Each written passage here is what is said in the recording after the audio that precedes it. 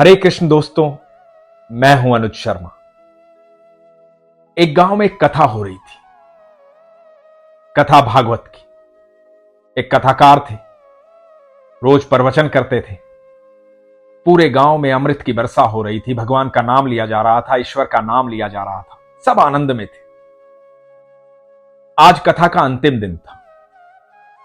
जब कथा संपूर्ण हुई तो कथाकार ने कहा कि अब मुझे आप लोगों से विदा लेनी होगी, दूसरे गांव जाना है।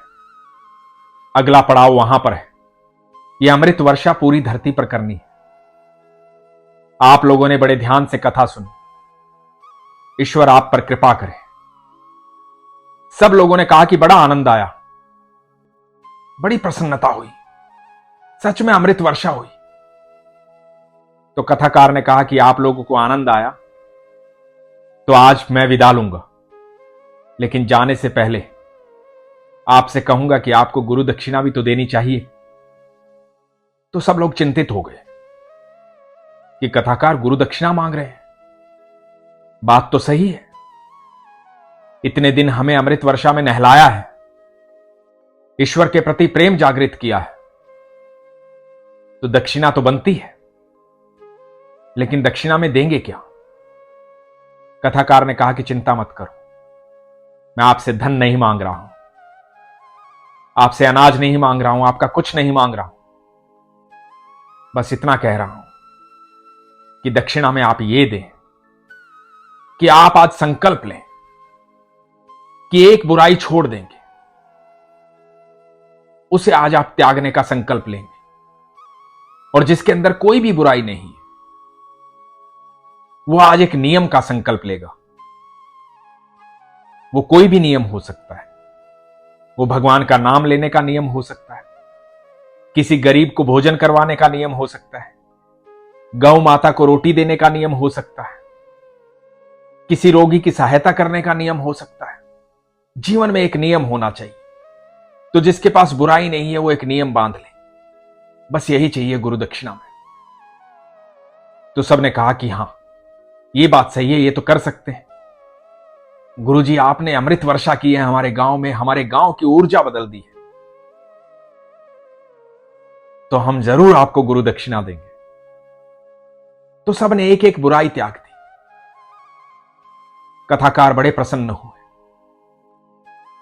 हर बार कथा करने के बाद वो सबको यही कहते थे कि ईश्वर का इतना नाम लिया है, ईश्वर के इतने करीब आए हो, उससे दूर मत जाना, इसलिए एक नियम बना लो, इसलिए संकल्प ले लो, आज एक बुराई त्याग दोगे, यही मेरी गुरु दक्षिणा है। पूरे गांव ने कथाकार को गुरु दक्षिणा दी।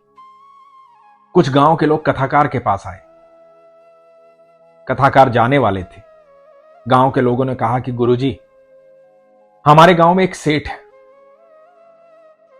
वैसे बहुत अच्छा आदमी है, लेकिन उसने कोई बुराई त्यागने का संकल्प नहीं लिया, ना ही कोई नियम बनाया। हम चाहते हैं आप उनसे भी बात करो, उनसे भी मिलो और उनसे भी कहो कि पूरे गांव ने आज संकल्प लिया है, वो भी आपको गुरु दक्षिणा दे। तो कथाकार ने कहा कि ठीक है, सेठ जी को बुलवाइए। सेठ जी आए, सेठ जी ने गुरुजी को प्रणाम किया।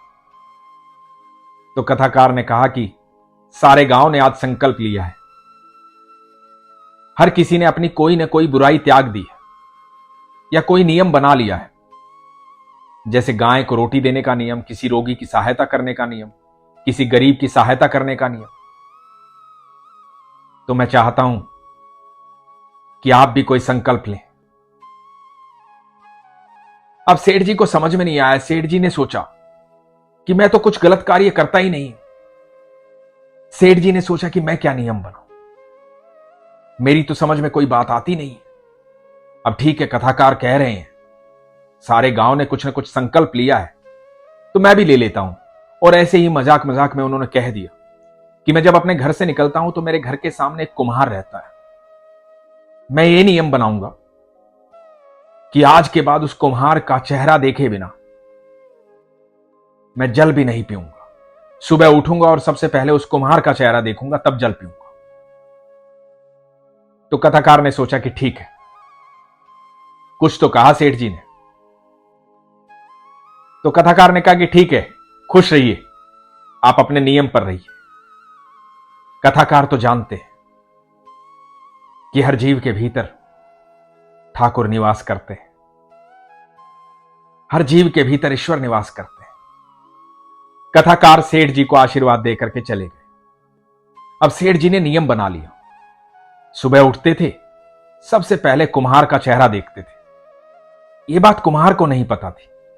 चुपचाप किसी बहाने से उसका चेहरा देखते, उसके बाद जल ग्रहण करते। करते करते करते करते 12 साल बीत गए। सेठ जी ने कभी अपना नियम नहीं तोड़ा। जल ग्रहण तभी किया जब कुम्हार का चेहरा देख लिया। 12 साल बीतने के बाद एक बार हुआ यूं कि सेठ जी को अपने गांव से बाहर जाना पड़ा और रात्रि को लौट नहीं पाए। सुबह आए, सुबह आते आते भी दोपहर हो गई। सुबह से जल ग्रहण नहीं किया था, थके हारे थे। मन में यही चल रहा था, कुम्हार का चेहरा देखूंगा तभी जल ग्रहण करूंगा। अपने घर आए, सामान रखा और सामान रख करके बाहर आए। देखने लगे, कुम्हार दिखाई नहीं दिया सामने। जब कुम्हार सामने दिखाई नहीं दिया तो कुम्हार के घर के सामने गए, कुम्हार को आवाज दी। तो कुम्हार की पत्नी ने बताया कि वो तो पहाड़ पर गए हैं मिट्टी लेने के लिए, समय लगेगा आने में। तो सेठ जी ने कहा कि कौन से पहाड़ पे गए? पत्नी ने बताया कि उस पहाड़ पर गए। अब सेठ जी भी उस पहाड़ की तरफ चल पड़े। दौड़े दौड़े उस पहाड़ की तरफ जा रहे थे। पहाड़ के पास पहुंचे, ऊपर चढ़ने वाले थे। ऊपर देखा कि दूर कुम्हार जो है वो मिट्टी खोद रहा है। इधर कुम्हार खुदाई कर रहा था और खुदाई में कुम्हार को एक घड़ा मिला। घड़े में सोना, हीरे, जवाहरात थे। देख करके पागल हो गया, झूमने लगा, नाचने लगा। इधर उधर देखा, कोई देख तो नहीं रहा। बड़ा खुश हुआ, क्या बात है, घड़ा मिल गया। घड़े में बहुत सारा धन है, अब तो गरीबी दूर, अब जो चाहूंगा वैसे करूंगा। और जब देखा तो देख करके हैरान हो गया, सामने सेठ जी दिखाई दिए, नीचे से ऊपर चढ़ रहे थे। इधर सेठ जी ने कुम्हार को देखा और कुम्हार को आवाज लगाई। तो कुम्हार ने ऊपर से आवाज लगाई, सेठ जी आप किधर आ रहे हो, क्या हुआ? तो सेठ जी ने कहा कि देख लिया, देख लिया, बस हो गया, देख लिया। सेठ जी को तो बस चेहरा देखना था। कुम्हार को लगा कि सेठ जी ने घड़ा देख लिया। कुम्हार बोला कि मैं नीचे आता हूं, सब बताता हूं।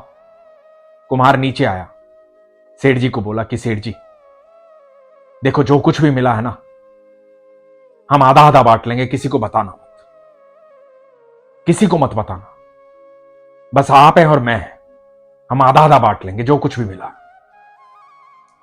सेठ जी की बात समझ में नहीं आई। सेठ जी ने कहा कि क्या मिला है, बताओ क्या है। तो कुम्हार ने बताया कि बहुत सारा सोना, बहुत सारे हीरे जवाहरात हैं उस घड़े में। अब आपने तो देख ही लिया, आपसे क्या छुपाना, आधा आधा बांट लेंगे, आओ। सेठ जी कुम्हार के साथ आगे बढ़े, घड़े को देखा। घड़े में बहुत सारा सोना, हीरे जवाहरात थे। देख करके सेठ जी रोने लगे, बहुत रोने लगे, जोर जोर से रोने लगे। कुम्हार ने कहा क्या हुआ सेठ जी, रो क्यों रहे हो, ये तो खुशी की बात है, इतना सारा धन मिला है और इसमें आधा आधा है हमारा, आप रो क्यों रहे हो? सेठ जी ने कहा कि क्या बताऊं, मैंने 12 साल पहले संकल्प लिया था कि जब तक तेरा चेहरा नहीं देखूंगा तब तक जल ग्रहण नहीं करूंगा। एक साधारण सा नियम लिया था, उसके बदले मेरे माधव ने मुझे इतना धन दिया है। आज पछता रहा हूं कि यदि मैंने नियम यह लिया होता कि मैं अपने ईश्वर का चेहरा सबसे पहले देखूंगा, उसके बाद जल ग्रहण करूंगा, तो इस 12 साल में मुझे ईश्वर की प्राप्ति हो जाती। मुझे धन नहीं चाहिए था। धन तो मेरे पास बहुत है। मैंने संकल्प गलत ले लिया और उसके बाद सेठ जी का जीवन बदल गया। सेठ जी ईश्वर की शरण में चले गए। दोस्तों, जब भी हम कोई नियम लेते हैं कि मैं 11 बार माला जाप करूंगा, 21 बार माला जाप करूंगा, 108 बार नाम लूंगा और ईश्वर से प्रार्थना करते हैं कि हे प्रभु इस संकट से बचाना, तो यह मत सोचना कि आपका किया गया माला जाप, आपका किया गया पाठ व्यर्थ है। ठाकुर जी कहते हैं कि जो कुछ भी तुम मुझसे मांगोगे मैं तुम्हें दे दूंगा। तुम अपना पात्र बड़ा करो, मैं तुम्हें सब कुछ दे सकता हूं। ठाकुर जी तो अनंत ब्रह्मांड के मालिक हैं। वो कहते हैं कि तुम अपना पात्र बड़ा करो, तुम कितना मांग सकते हो वो मांग लो, मैं तुम्हें सब कुछ दे दूंगा। लेकिन इससे तुम मुझे नहीं पा पाओगे, और जिस दिन तुम मुझे पालोगे उस दिन समस्त ब्रह्मांड तुम्हारा होगा, अनंत ब्रह्मांड तुम्हारा होगा। यह तो हमारी इच्छा पर निर्भर करता है कि हम पाना क्या चाहते हैं, किस चीज का संकल्प लेते हैं, क्या हमारी इच्छाएं हैं। और यकीन मानना दोस्तों, आप भले ही स्वार्थवश ईश्वर का नाम लो, पर आप लो, एक समय आता है जब आप स्वार्थ से निस्वार्थ हो जाते हो, जब आपकी कोई इच्छा नहीं रहती, कोई इस तरह की भावना नहीं रहती है कि मुझे ये चाहिए, मुझे वो चाहिए। आज आप स्वार्थ में जरूर है, लेकिन आने वाला समय आपको निस्वार्थ कर देगा। आप एक बार ईश्वर की शरण में जाकर तो देखिए, आप उसके प्रेम को तो देखिए, आप उसे अनुभव तो कीजिए। और अनुभव करने के लिए सबसे जरूरी चीज क्या है? विश्वास। इसीलिए तो हमेशा मैं कहता हूं, अपने विश्वास को मजबूत रखिए, अपना ख्याल रखिए। हरे कृष्ण।